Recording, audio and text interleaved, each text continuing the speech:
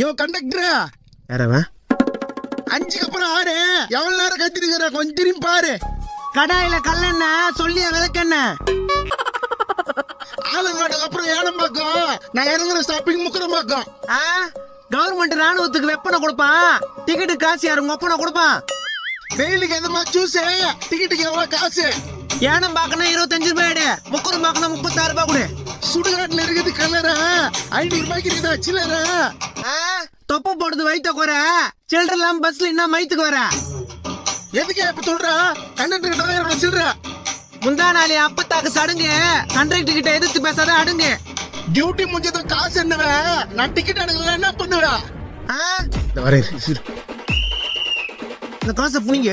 யோ யோ என் காசு. யோ யோ யோ யோ ரஜினி நடிச்ச படம் படையப்பா. ஊர் வர இருக்கு இப்படியே நடையப்பா.